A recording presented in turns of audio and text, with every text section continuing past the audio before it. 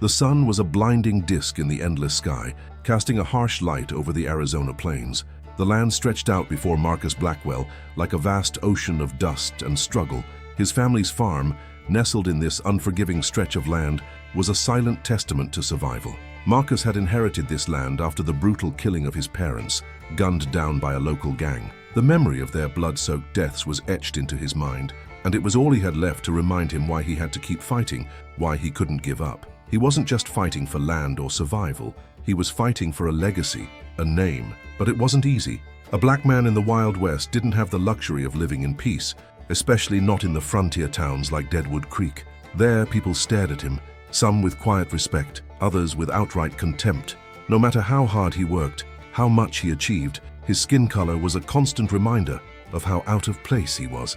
The farm was quiet this morning, but Marcus knew that peace here was always fleeting. He had learned early on that safety was an illusion in the West. The road to Deadwood Creek was always full of strangers, gunmen, drifters, and bounty hunters looking for a score, and every time Marcus had to venture into town, the tension in the air grew thicker.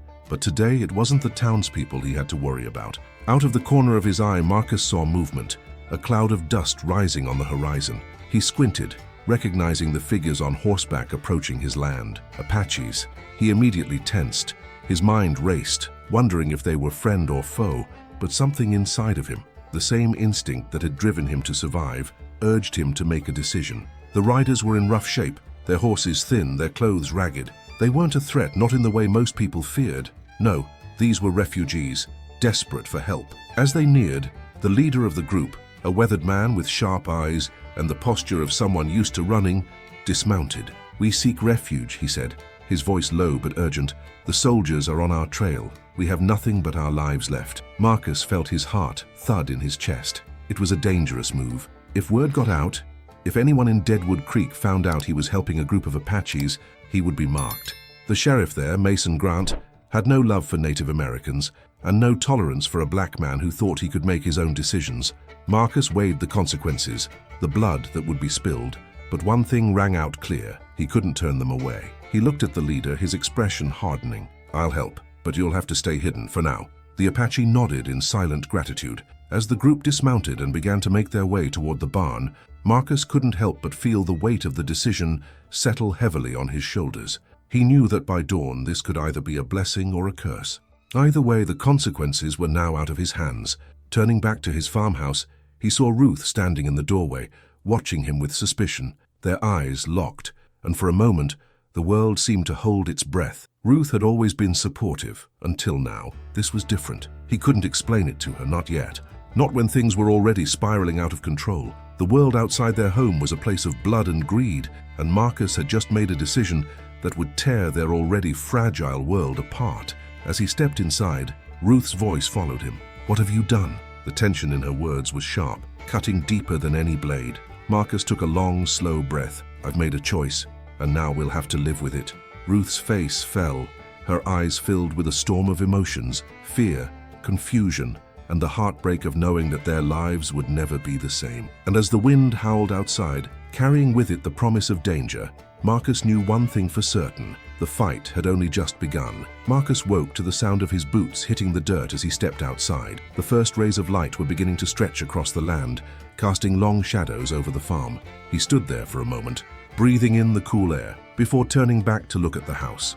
Ruth hadn't come out yet, and Marcus could feel the distance between them growing with every minute. He had made the choice to shelter the Apaches, but it was a choice he knew would soon tear through the heart of his marriage. Ruth was scared, and Marcus understood why. Deadwood Creek was a town full of men who would never forgive him for what he had done.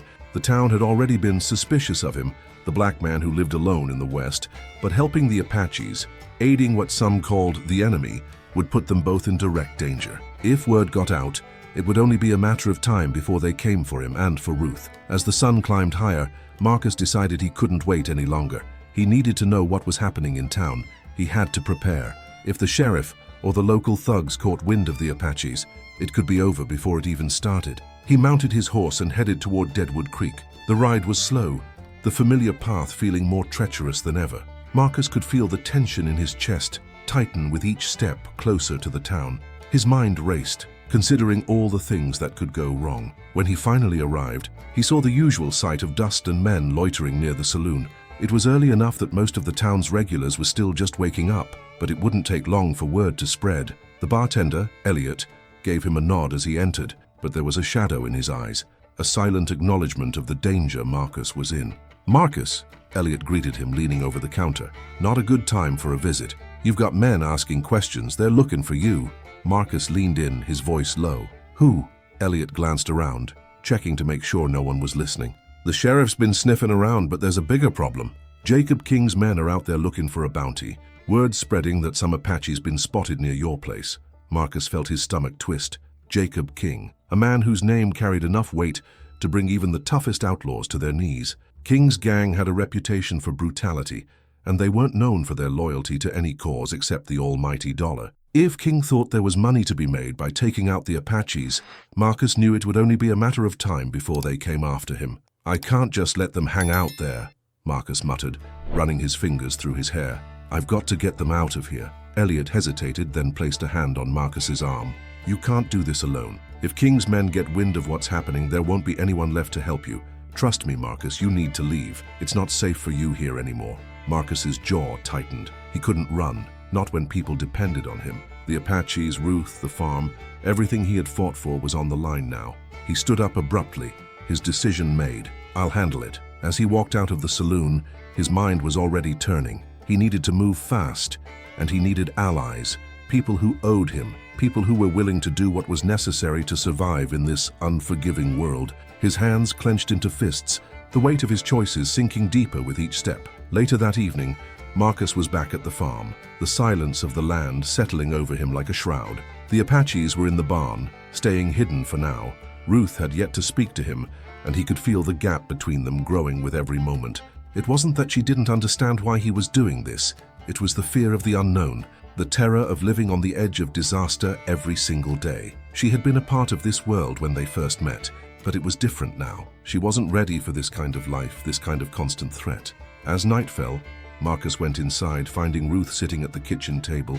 Her face was pale, her eyes tired, as if the weight of his choices had already begun to break her. "You were gone a long time," she said, her voice cold. "I had to make sure we were ready," Marcus replied, his voice low. "They're coming, Ruth. We can't hide forever. We have to fight back." Ruth looked up, meeting his gaze. "And if they come for us? What do we do then, Marcus? What do we do when it's too late?" Her words struck him harder than anything he'd heard in years. He didn't have an answer for her. He had no real plan, no guarantees. All he had was his instinct, his pride, and the belief that what he was doing was right. "I don't know," he said, sitting down beside her, "but I'll fight for you, for us." Ruth didn't answer right away. She just looked at him, her eyes soft with a mix of fear and love. "I don't know if I can keep doing this," she whispered, almost too quietly to hear. "This isn't the life I imagined." "I know," Marcus said, his voice rough, "but it's the life we've got." The silence that followed hung between them like a weight neither could lift. Outside, the wind began to pick up, a sign of the storm that was about to hit. And Marcus knew, deep in his bones, that everything he'd built, his farm, his family, his life, was about to be tested in ways he could never have prepared for. Ruth stood up, moving toward the door. "I'll be in the barn," she said, her voice firm but distant. Marcus watched her leave, the door creaking as it closed behind her. And as the night settled over the farm, Marcus's mind raced, the reality of what he had done weighing heavily on his shoulders. Tomorrow, it would all begin. Marcus didn't sleep much that night. Every creak of the house, every gust of wind, made his senses spike. He knew something was coming, but he didn't know exactly what. The darkness outside seemed to press in on him, suffocating, a reminder that life in the Wild West was built on razor-thin edges. One wrong move, one careless mistake, and everything could be gone. His thoughts kept circling back to Ruth. She hadn't said much after she left for the barn, and now he couldn't shake the feeling that the wedge between them was growing deeper by the hour. When they first came together, it had been out of necessity. Their marriage had been born of mutual respect and understanding, but survival had always been at the forefront. Ruth had never had to live with the kind of constant danger Marcus had. She was strong, but her strength came from a different kind of world, a world that didn't constantly test your resolve at the point of a knife or a bullet. But this was new. As dawn approached, Marcus stepped out of the house, hoping the fresh air would clear his mind. The sky above was a dull gray, the horizon thick with the promise of a storm. He could feel the air changing, heavy with the moisture of an approaching rain. But there was no time for weather, no time for the peace of nature. Not now. He had to prepare. Walking toward the barn, his boots crunching on the dirt, Marcus found the Apaches huddled inside, their faces grim. The leader, the man he had spoken to the day before, stood near the hay bales, his arms crossed, his eyes fixed on the door. "Are you ready?" Marcus asked, his voice hoarse from lack of sleep. The Apache leader nodded, but there was a hesitation in his gaze. "We're not here to cause trouble," he said, his voice low but firm. "We don't want more bloodshed." Marcus didn't answer at first. He simply stared at the men, all of them watching him with weary eyes, as if they too were uncertain of what lay ahead. He understood that hesitation, the quiet fear. After all, he had seen enough bloodshed to last a lifetime, and every step he took toward protecting these men felt like he was walking closer to his own grave. "I know," Marcus said finally, "but we don't have much of a choice anymore. We've got to act, and we've got to act fast." The men nodded in unison, the weight of their decision hanging in the air. The barn doors creaked as the wind howled, a sharp reminder of the storm building outside. Marcus felt a flicker of something deep inside. Maybe hope, maybe just the simple desire to survive. He wasn't sure anymore. All he knew was that if he didn't do this, if he didn't protect these people, these strangers, these survivors, then what was the point of any of it? By midday, Marcus had gathered a small handful of men, most of them outcasts and drifters, who had a score to settle with Jacob King and his gang. Tom Reeves, a former soldier turned mercenary, had been the first to step forward when Marcus asked for help. The two men didn't trust each other, but they shared a common enemy. And in the Wild West, common enemies had a way of forging alliances. Reeves had his own demons. No one in town was foolish enough to forget his reputation, but for now his anger at King's gang made him a valuable ally. Marcus had known that if he was going to stand a chance, he needed someone like Tom, someone willing to take the fight directly to the enemy. The plan was simple: find Jacob King's hideout, strike fast, and get the Apaches to safety. It wasn't a perfect plan, but it was the best Marcus could come up with under the circumstances. As they prepared to leave, Ruth found him again, standing by the barn, his rifle slung over his shoulder. The look in her eyes was different this time, more resigned, less angry, but still filled with that same fear that had been there the night before. "Marcus," she said softly, stepping closer, "you can't do this alone. You shouldn't be doing this at all. There's a better way. We can leave. We can go east, where it's safer." He shook his head, his mouth tightening. "I can't, Ruth. They won't let us live in peace, not after what I've done." Her hand reached for his, trembling slightly. "I don't want to lose you, Marcus." His heart clenched at the raw vulnerability in her voice. He had never wanted to hurt her. He had never wanted to drag her into this war, but now it was too late. The choice had already been made. "I won't let you lose me," he said, his voice more firm than he felt. "I promise we'll get through this, but this is who I am, Ruth. This is what I have to do." She swallowed hard, a tear slipping down her cheek, but she didn't pull away. Instead, she gave him one last, lingering look, a look that seemed to carry every unspoken word between them. Then she turned, walking back toward the house, her figure disappearing behind the barn. Marcus stood there for a long moment, his chest heavy with the weight of his promise. The storm clouds were now gathering thick overhead, and Marcus knew that the battle ahead would be just as fierce as the one brewing in his heart. The group set out an hour later, moving quickly toward the mine where Jacob King's men were hiding. Tom led the way, his eyes scanning the horizon. Marcus followed, keeping his focus sharp. There was no turning back now. As they approached the mine, a sense of tension crawled up Marcus's spine. He could feel the impending confrontation like a storm on the horizon, ready to break. But before they could make it to the entrance of the mine, a shot rang out, cutting through the silence of the desert. It wasn't a warning shot. It was a declaration. Jacob King's men knew they were coming, and so the fight began. The shot rang out like thunder, shattering the stillness of the desert. Marcus barely had time to react as the crack of gunfire echoed in the air, the sharp sound ripping through the tense silence. He dove behind a cluster of boulders, instinctively pulling his rifle close. His heart pounded in his chest, adrenaline surging through his veins. This was no longer a simple confrontation. It was a battle for their lives. "Stay low!" Marcus shouted to the group, his voice low and controlled. He could hear the rapid movement of men from Jacob King's gang, their boots kicking up dust as they rushed into position. The trap had been set. Tom Reeves crouched beside him, eyes sharp. "They've got the high ground," he muttered, scanning the mine entrance. "We're sitting ducks out here unless we move fast." Marcus nodded, his jaw clenched. He knew that every second counted. If they stayed out in the open for too long, They wouldn't survive. His thoughts flickered back to Ruth and the farm. He had promised to return to keep them safe, but the more he thought about it, the more he realized how foolish that promise was.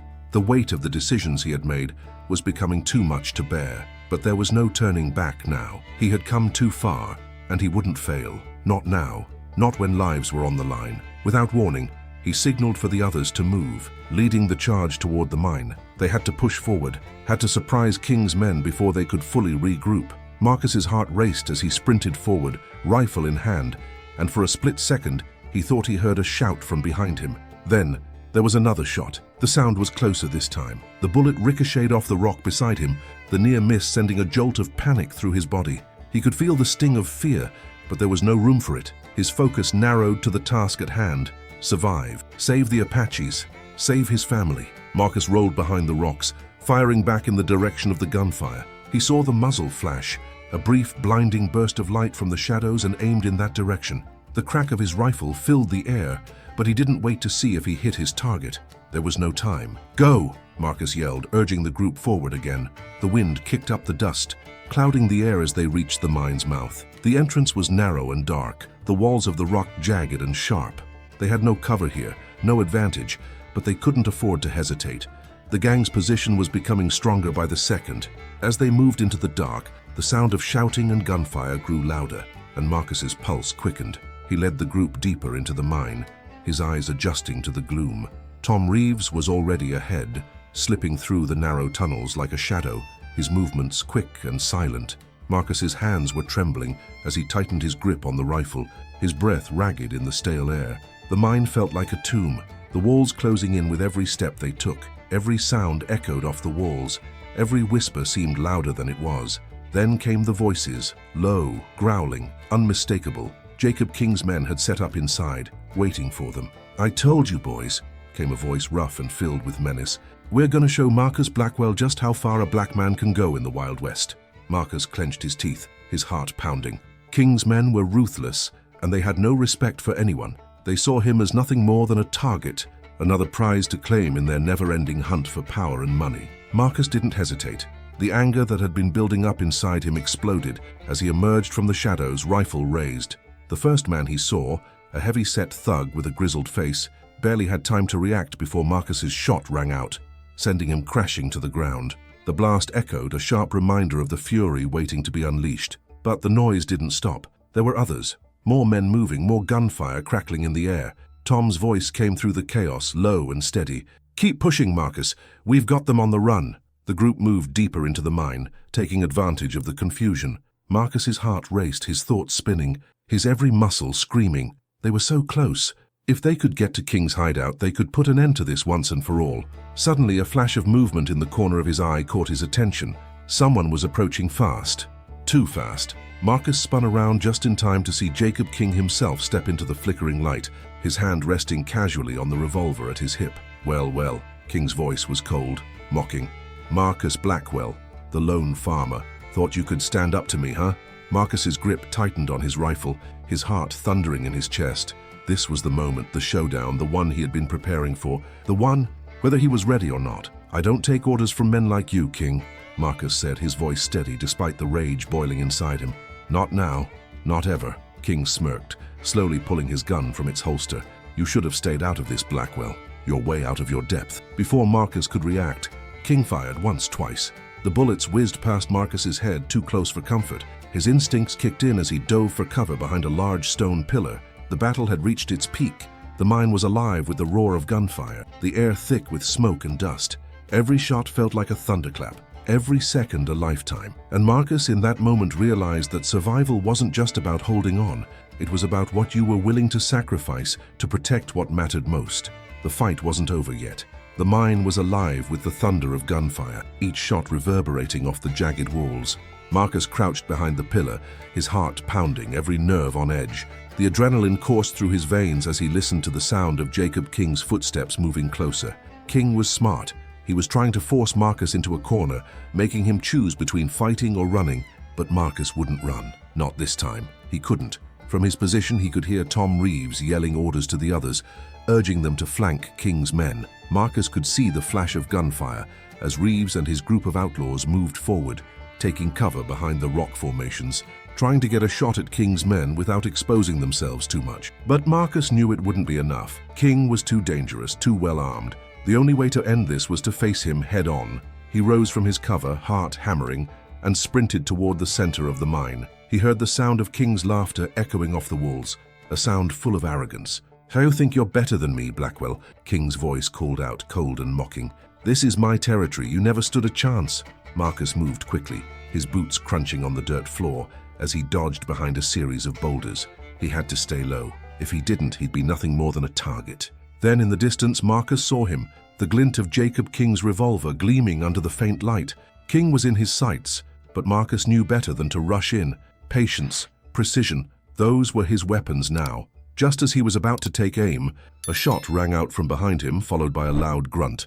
Marcus turned sharply to see one of Reeves's men go down, his body hitting the ground with a sickening thud. "Damn it!" Reeves shouted from behind his cover. "We're losing men. We can't keep this up." Marcus knew they couldn't. They were outnumbered, but there was no way out now. He had to finish it, too. He waited for the right moment, watching King's every move, calculating the distance, the trajectory. Time seemed to stretch as the seconds ticked by, and then finally, it came. King raised his gun, about to fire again, and that's when Marcus made his move. He lunged from his cover, rifle raised, his body moving like a coiled spring, and fired. The shot rang out like a crack of thunder in the cave. It hit its mark, and Marcus saw King's eyes widen in disbelief as the bullet struck him square in the chest. King's revolver slipped from his hand as he staggered backward, his breath coming in shallow gasps. For a moment the world seemed to freeze, and then Jacob King fell to the ground, the dust swirling around his body as his gang looked on in shock.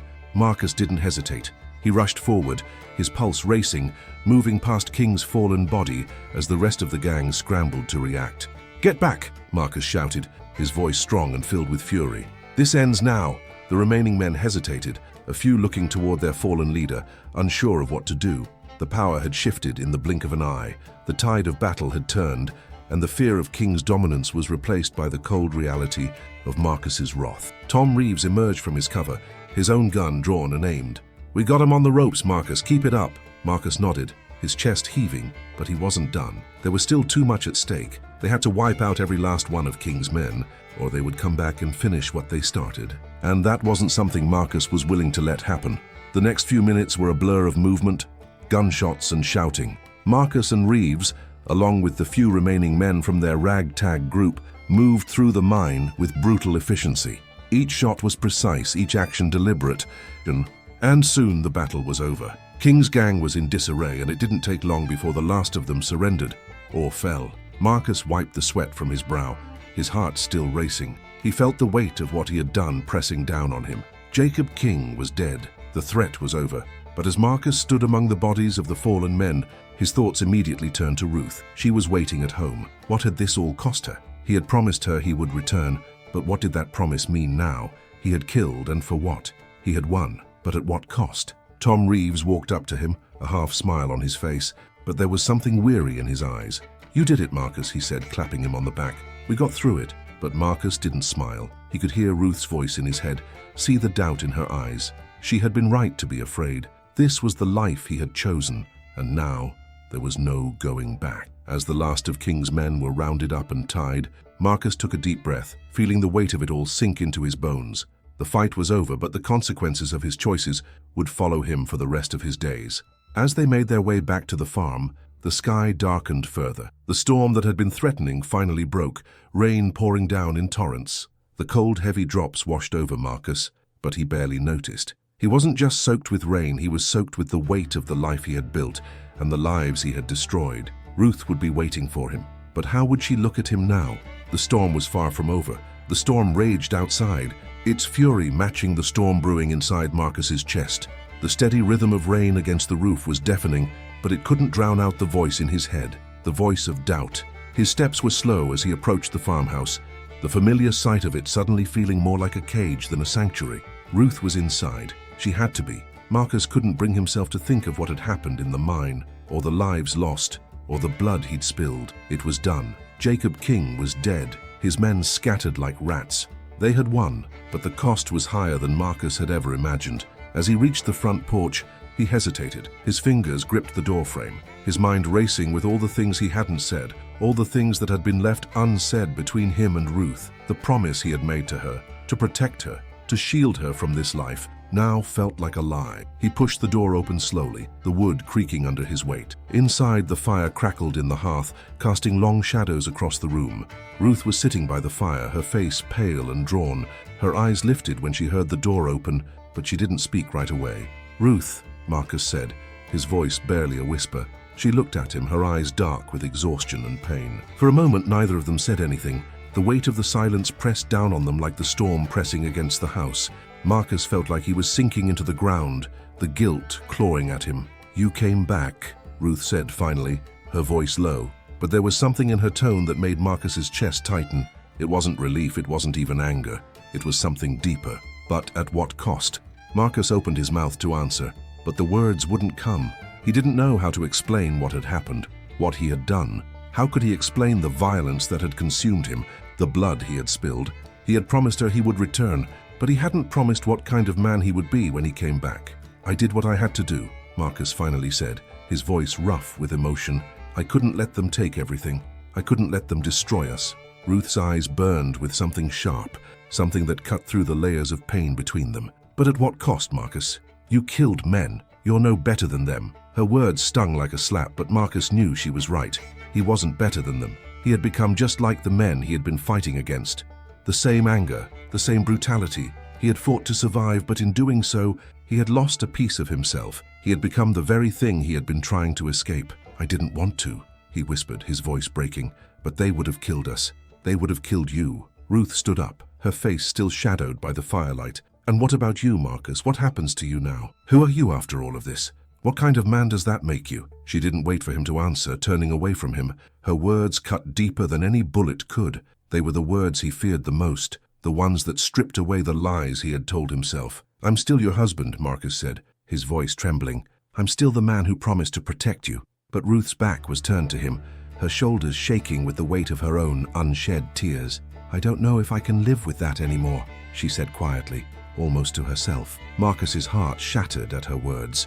He wanted to reach out to her, to make her understand, but he knew there was no easy answer, no way to undo what had been done. The man he had been before, the man who had promised her a life of peace, of safety, was gone, and in his place, there was only the bitter reality of a world where survival meant becoming a monster. "I didn't want this life for us." "Ruth," Marcus said, his voice rough with pain, "but it's the only life I know, the only one I have left." Ruth didn't turn around. She didn't speak again. The silence stretched between them, thick and suffocating, until Marcus couldn't stand it any longer. He turned away and walked toward the door, his footsteps heavy and slow. He couldn't be in that house anymore, couldn't be in the same room as the woman he loved, knowing the things he had done, the person he had become. The storm outside had only grown fiercer, the wind howling like a predator searching for its next victim. But Marcus couldn't find the strength to care. He stepped out into the rain, the cold, sharp drops hitting his skin like a punishment. He was no longer the man who had fought for freedom, for love. That man was lost, buried under the weight of blood and regret. Hours later, Marcus found himself sitting alone by the edge of the property, staring into the darkness. The rain had let up, but the night was still heavy, thick with the silence of the land. He was alone. His family was in tatters, his future uncertain. He thought about Ruth. He thought about the promises he had broken, the future he had failed to protect. But most of all, he thought about what it meant to live in this world. The West was a harsh, unforgiving place, and the rules of survival were simple. You kill or be killed. And Marcus had killed, but now he had to figure out who he was, what kind of man he would become after all of this. He had destroyed so much, and maybe there was no coming back from it, but there had to be a way forward, a way to rebuild what had been lost. As the night stretched on, Marcus sat in the dark, waiting for something, anything to tell him what to do next. The days after the battle with Jacob King's men blurred together, each one a haze of rain and restless nights. Marcus hadn't spoken to Ruth much, not since that night by the fire. The silence between them had become a physical presence, an unspoken wall that kept them apart. It seemed as though the more he tried to explain, the further away she pulled. He had killed, and the weight of it hung over their relationship like a shadow. The farm, which once felt like a place of hope and survival, now felt cold. The land didn't feel like his anymore, and neither did the house. The walls seemed to close in on him, the quiet too loud. Ruth's absence, though not physical, was like an ache that Marcus couldn't ignore. He spent most of his days walking the property, his thoughts racing yet never quite reaching a conclusion. How could he ask Ruth to forgive him? How could he ask her to accept what he had become? The farm had become a battleground of its own, one of guilt and doubt, and Marcus felt like the enemy. It was a few days before Ruth spoke to him again, and when she did, it was not in the way he expected. "Marcus," she said quietly, standing in the doorway of the barn as he worked. Her voice was calm, but there was something beneath it, something raw. "I think we need to talk." He set down his tools, wiping his hands on his trousers, and nodded. The silence between them had grown unbearable, and the way things stood couldn't continue. He was afraid of what she would say, but he was more afraid of the consequences of avoiding it. Ruth stepped inside the barn, her face pale but determined. She didn't look at him directly at first, instead focusing on the hay beneath her boots. "I've been thinking," she began, her voice soft but clear, "about everything. About you, about me, about us." Marcus felt the weight of her words before she even spoke them. His heart began to race. "And?" he asked, trying to steady his breath, though it came out more anxious than he intended. "I don't know if I can keep living like this, Marcus," she said, finally meeting his gaze. Her eyes were full of pain, but also something else, something that hurt more than any anger could. "You're not the man I married anymore." The words cut him to the core. His first instinct was to argue, to tell her that he was still the same, that he was still fighting for their future. But the truth was undeniable. He wasn't the same man. He had become someone else. A man driven by vengeance, survival, and the brutal reality of the West. The man who had promised her safety and peace had been swallowed by the violence of the world they lived in. "I didn't want to become this," Marcus said quietly, his voice strained. "But the world we live in doesn't give us a choice, Ruth. We have to fight for what's ours. I had to fight for you." Ruth's eyes shimmered with unshed tears, but she didn't cry. She stood tall, holding herself together in a way Marcus wasn't sure he could. "You don't get it, do you?" she whispered, her voice breaking. "It's not about fighting for me or fighting for survival. It's about who we are in the process. You killed, Marcus. You took lives. You're not the same man. You're not even the same man who promised me a future." Her words hit him like a physical blow, and for a moment, Marcus couldn't speak. His chest tightened, and the guilt, the heavy, suffocating guilt, choked him. "I know," he said, his voice barely audible. "I know what I've done. I don't know how to fix it. I don't know if I can fix it." Ruth stepped back, shaking her head. "You can't undo what's been done, Marcus. You can't go back. But we can't keep living in this lie." The truth hung between them like an unspoken accusation. She wasn't just talking about the battle, or the dead men, or the bloodshed. She was talking about the distance that had grown between them, the loss of something they'd once had, something Marcus wasn't sure he could get back. "I'm sorry," he whispered, but the words didn't feel like enough. They never did. "I wish I could go back to the way things were. I wish I could take it all back." Ruth closed her eyes, as if she were holding back her own pain, before opening them again, her gaze steady. You can't take it back. "But maybe you can change who you are now. Maybe you can choose to be something better, but I can't wait around for you to figure it out." The finality in her voice struck him hard. It was a line drawn in the sand, and Marcus knew that this was it. Ruth wasn't just angry, she was hurting. She wasn't just asking for answers. She was asking for him to become the man he had promised to be, not the man he had become in the pursuit of survival. "I'll leave," Ruth said softly, her voice breaking as she turned toward the barn door. "I need to think. I need to figure out what this is.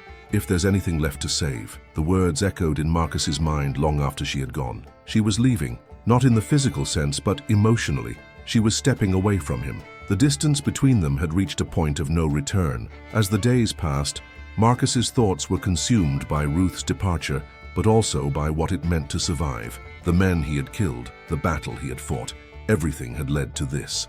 He had been so focused on surviving the West, on surviving the people who threatened him and his land, that he hadn't stopped to ask himself who he had become in the process. And now, with Ruth gone, the emptiness in the house felt like a mirror of the emptiness inside him. He had won battles but lost the most important thing of all, his humanity. Marcus had chosen survival over everything else, but as he stood in the quiet of the barn, the reality of that choice hit him harder than any bullet could. The storm had passed, but the battle for his soul was just beginning. The days after Ruth left were long and filled with a strange, deafening silence. The storm that had passed outside seemed to mirror the turmoil inside Marcus. His every action felt mechanical, his hand to the plow, his feet to the barn, his eyes to the land. But there was no heart in it anymore.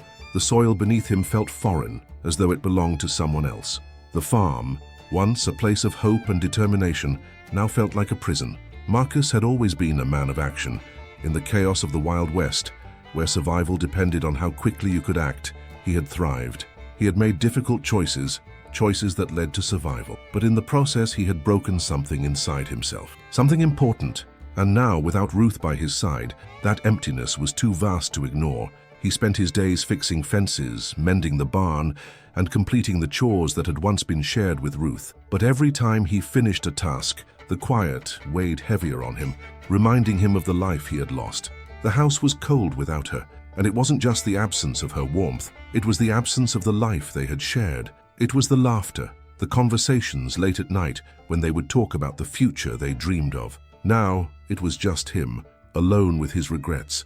But there was something Marcus couldn't escape: the memory of the battle, of the men he killed, the blood he had spilled, and the thought that no matter how many times he tried to fix things, the past would always be there to haunt him. On the fourth day after Ruth left, Marcus received a visitor, unexpected and unwanted. The man, tall and hard-faced, rode up to the farm with a swagger that Marcus had come to recognize: Sheriff Mason Grant.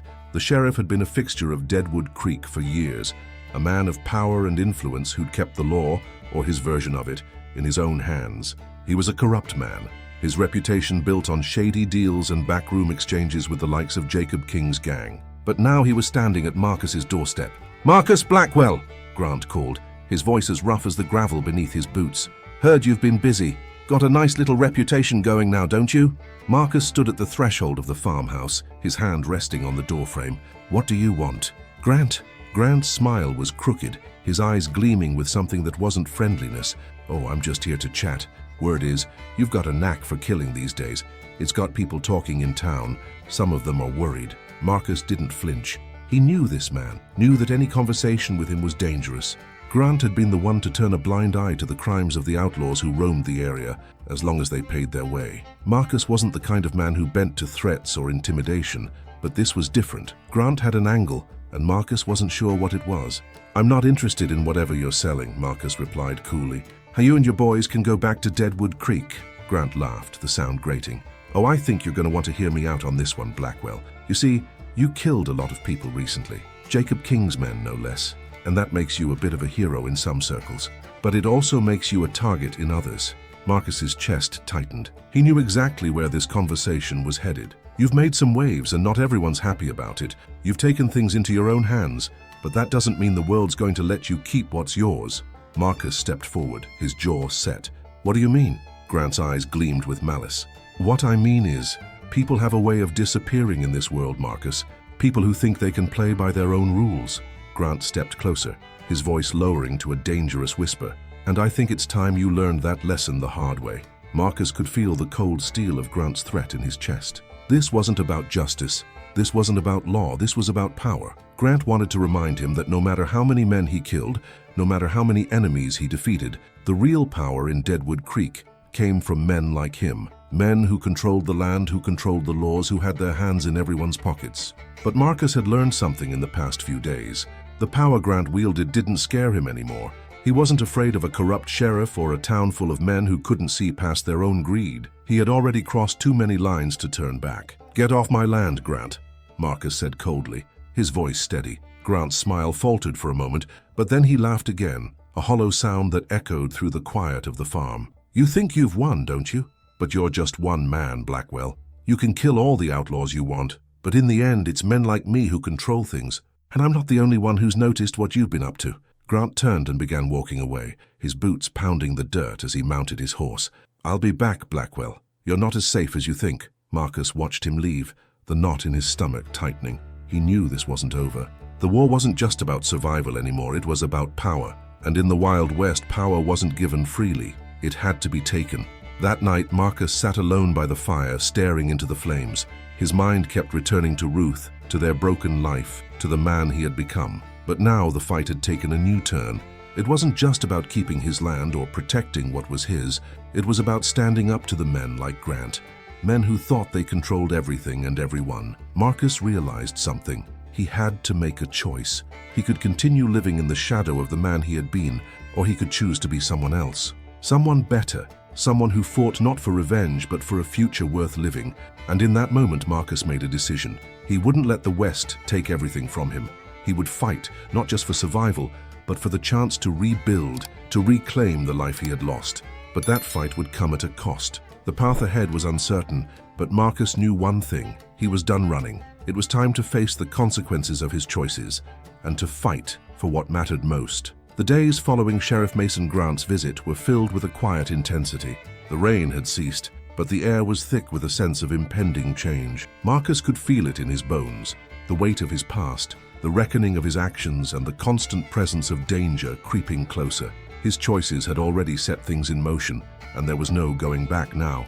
He spent his mornings repairing fences and tending to the land, but his thoughts were never far from what Grant had said. The sheriff's warning echoed in his mind, "You're not as safe as you think." And while Marcus tried to push it aside, the truth hung heavily in the air. He had crossed a line by killing Jacob King's men, by defying the unspoken order of the West. Now, those in power were taking notice. It was late one afternoon when Marcus felt the first real ripple of the storm Grant had warned him about. A group of riders appeared on the horizon. At first, Marcus thought it was just travelers or some other lost souls, but as they drew closer, he could see the unmistakable look of men on a mission. Their horses kicked up dust, and their faces were hard, mean even. Men who'd seen too many sunsets in the saddle, and not enough kindness in the world. When they reached his farm, Marcus didn't hesitate. He knew these men. They were part of Grant's network, men who enforced the sheriff's rule in the shadows. He could feel the tension in the air, the weight of the unspoken threat. The leader of the group, a tall, grim-faced man with a scar across his cheek, dismounted first. He stood with his hand resting on the butt of his revolver, eyes scanning the farm as if it was already his.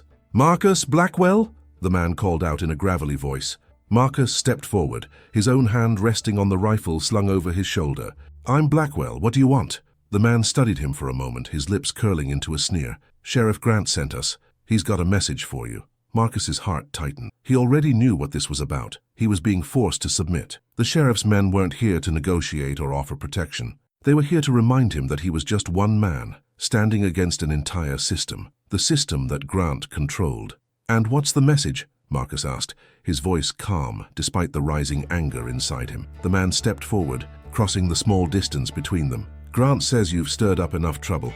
He's tired of seeing his town filled with bodies, all because you thought you could play hero. You made a name for yourself, Blackwell, but now it's time to pay the price."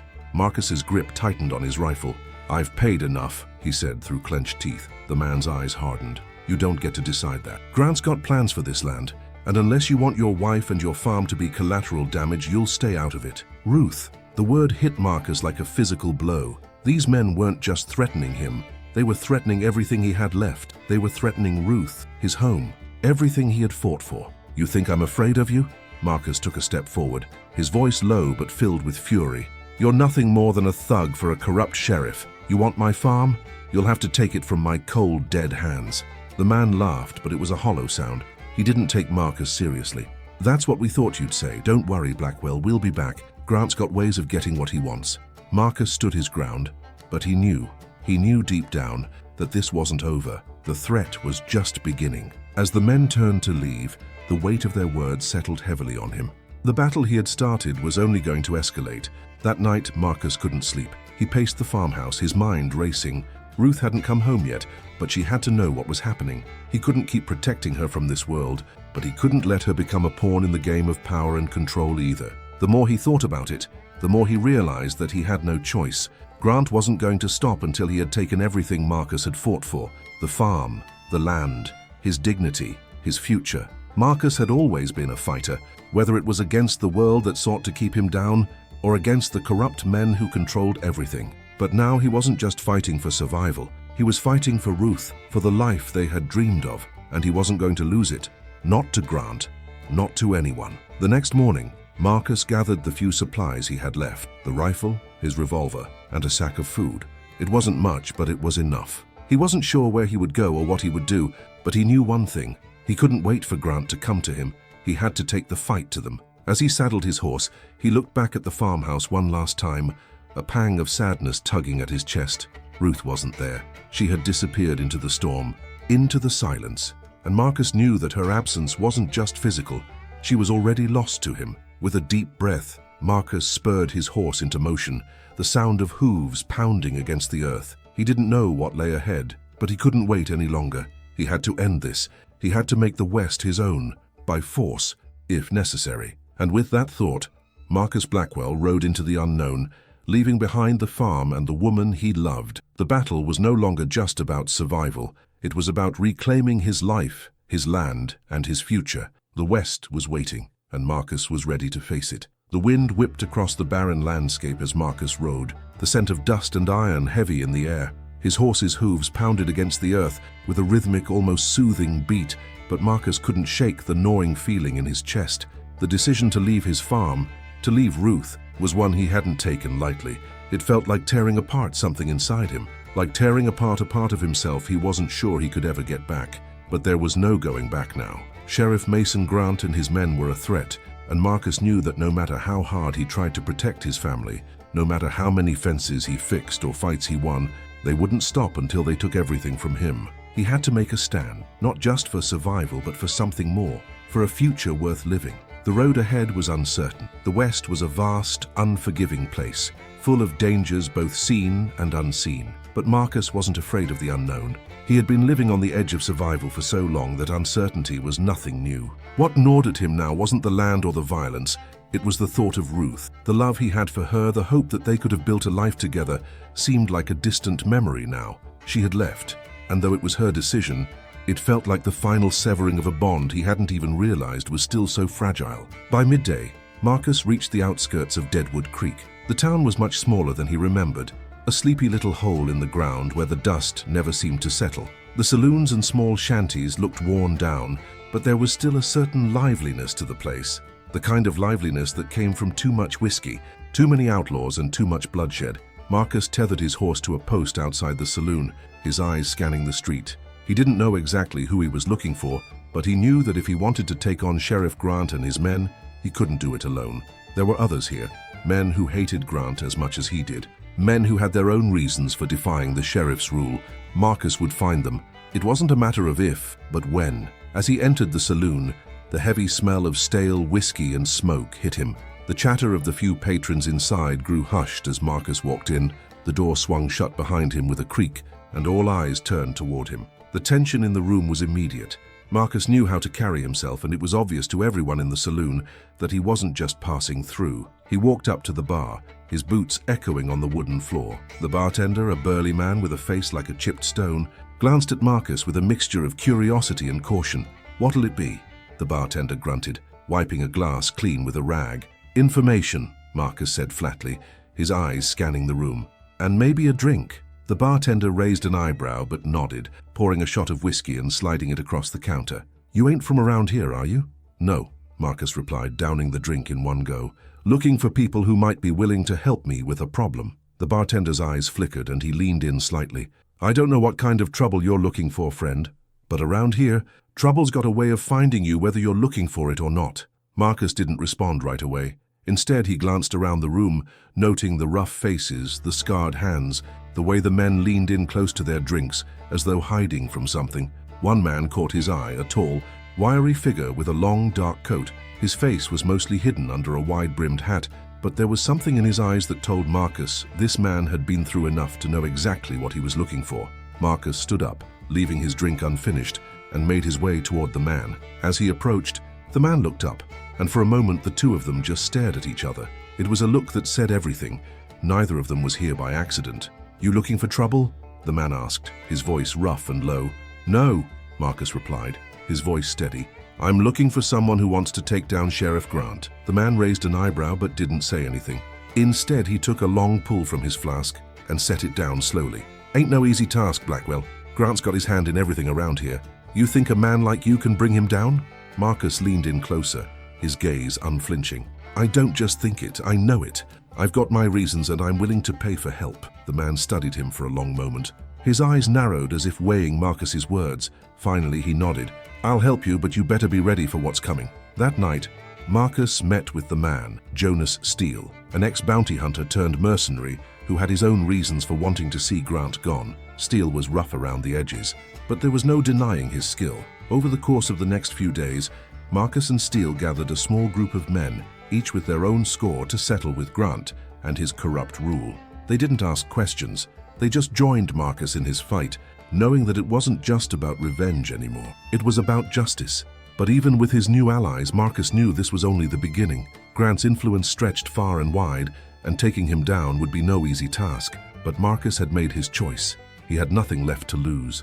As he stood with his new crew looking out over the dark horizon, Marcus knew one thing for sure. There was no going back. The fight had begun, and there would be no peace until it was finished. The Wild West had taken everything from him. His home, his wife, his hope. But now, he was going to take it all back, by force, if necessary. And so Marcus Blackwell's journey into the heart of the West began, where every step forward would be a step into a world of violence, betrayal, and blood. But he was ready. The West was his battleground now, and no one, not Grant, not anyone, was going to take that from him. The days dragged on like a fever dream.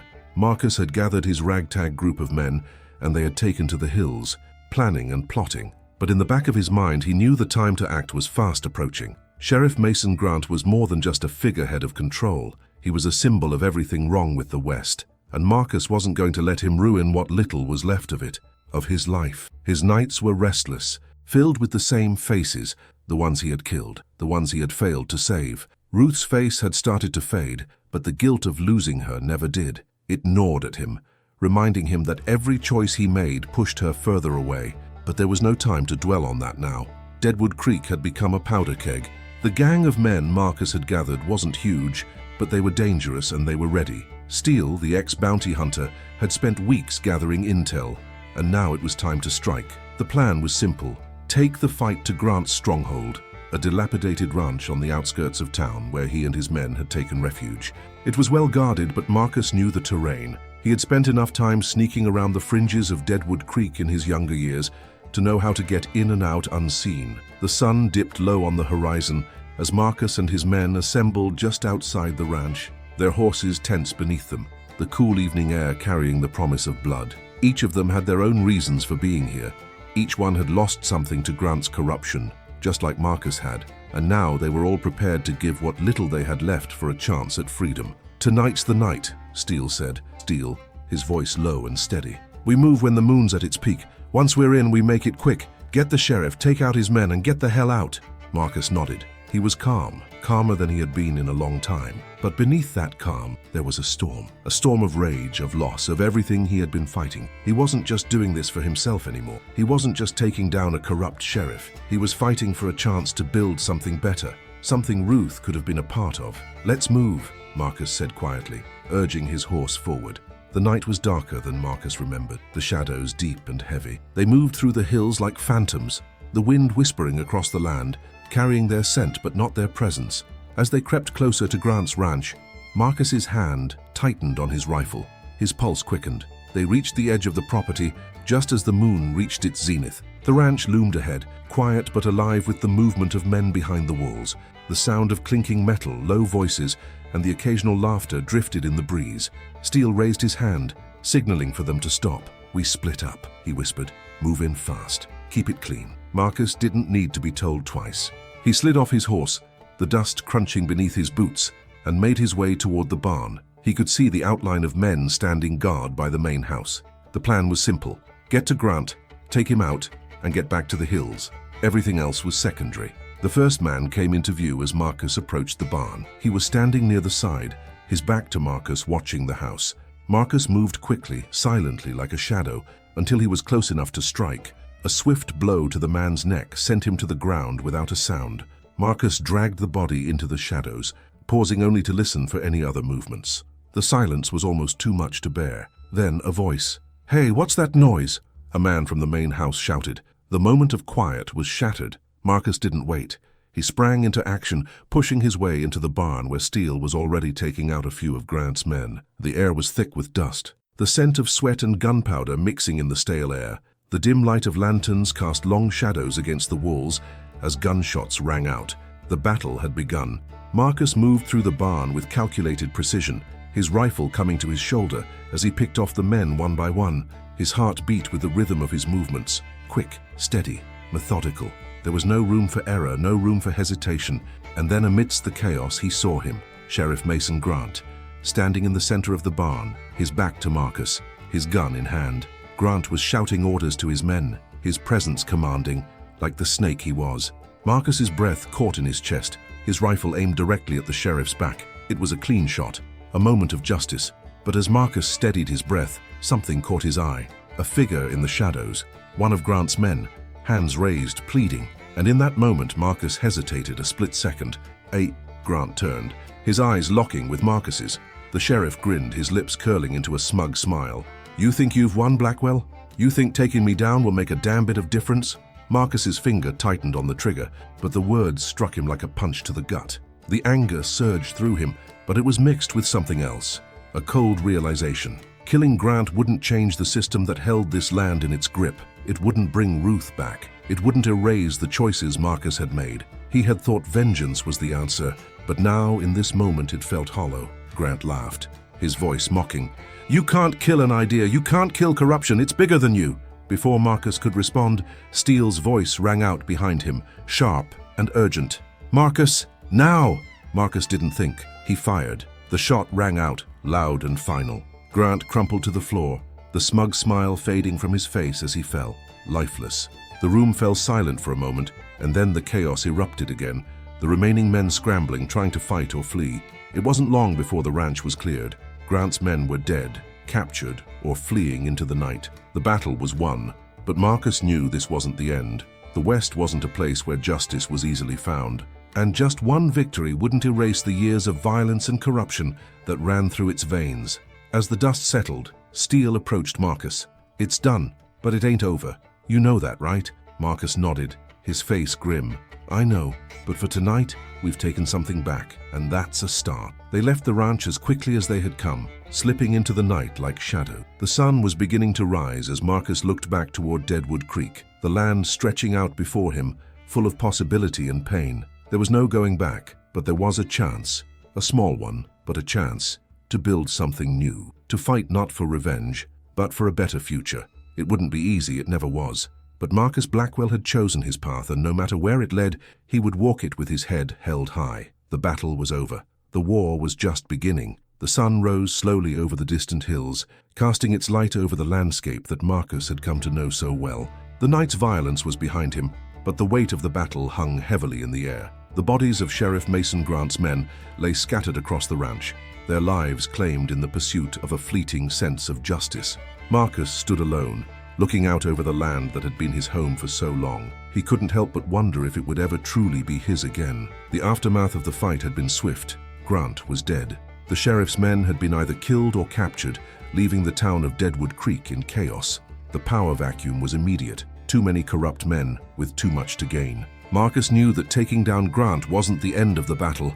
It had only opened the door to something far more dangerous. But tonight, the town belonged to the ones who dared to take a stand. After the battle, the group had retreated into the hills. They had left the bodies behind, abandoned the ranch to the wolves, and disappeared into the wilderness.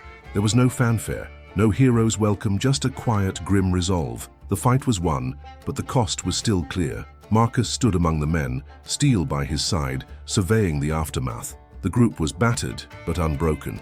Each of them had a story to tell, a reason they had fought, a reason they had decided to stand alongside Marcus.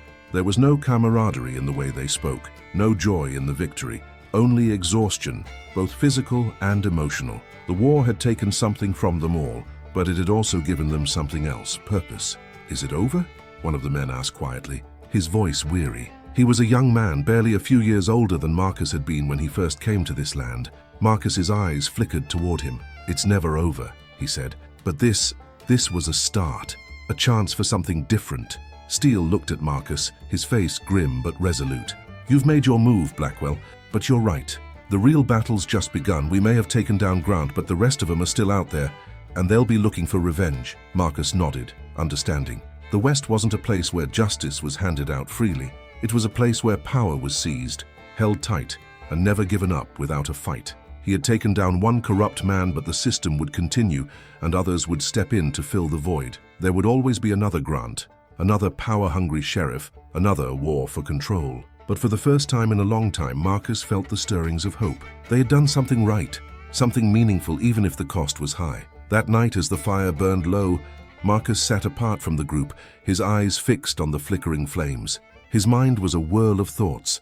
Thoughts of Ruth, thoughts of the future, thoughts of a West that seemed to consume everyone it touched. He wondered if she would ever come back, if she would ever look at him the same way again after everything he had done. The truth was, he didn't know. He had been so focused on survival, so focused on fighting the system, that he had lost sight of what truly mattered, what he had been fighting for in the first place.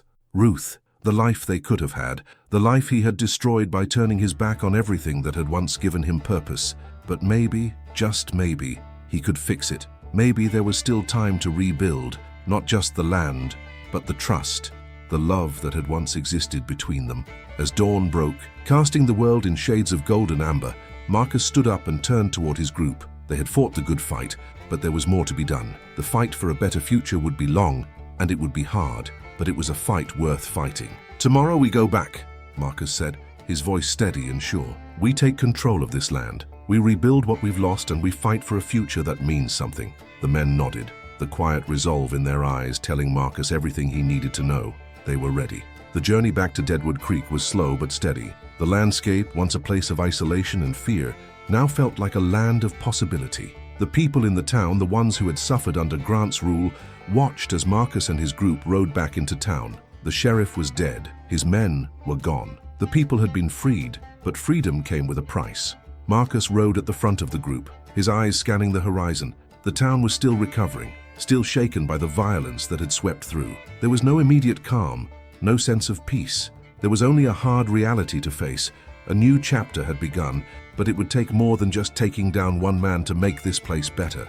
As he reached the town square, Marcus stopped his horse and dismounted. He looked around at the people who had once feared him, the ones who had once judged him. Now they looked at him with something different. Respect, maybe, or maybe something else, but it didn't matter. He had done what needed to be done, and he would do it again. Later that night, as Marcus sat alone in the quiet of his farmhouse, the sound of wind whistling through the trees, he thought about Ruth again.